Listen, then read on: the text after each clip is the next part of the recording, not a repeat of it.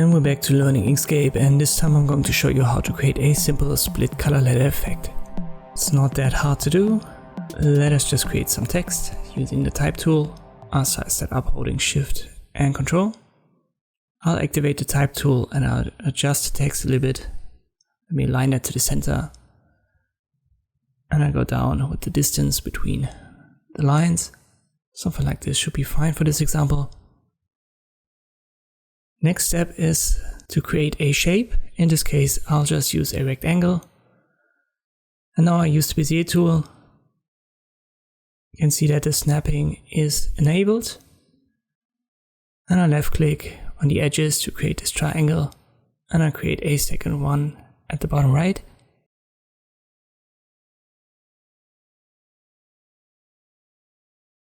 I don't need the rectangle anymore, so I'll delete it. And I've got these two triangles. Let me just pick some fill colors down here. I'll use the basic swatches, maybe something bluish. And I want to get rid of the stroke. So I'll shift click on both elements to have them selected. And then I hold shift and click on the X at the bottom left. And now it says stroke none. I'll press Ctrl G to group it. It puts it automatically in the background. I'll select it all, then Object, Align and Distribute. Let me align it to the center.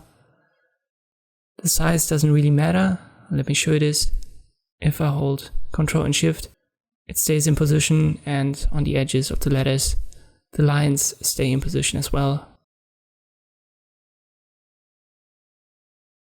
Select it all, right click and set a clip. And this is the basic method that you can use. Obviously, you don't have to use only rectangles or symmetrical shapes. Let me, for example, add an ellipse.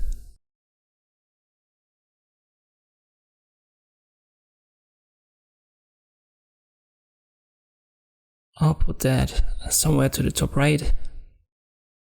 Let me give that a completely different color. Then I shift click on a rectangle. Then I group it, Ctrl G, I put it to the bottom, select it all. Once again, right click, set clip. So you can add multiple colors and create custom shapes. Doesn't matter, just group it to the underlying color element and then set your clip. And this is how you can create this split color letter effect in Inkscape. I hope this video was helpful, thanks for watching and I'll see you next time.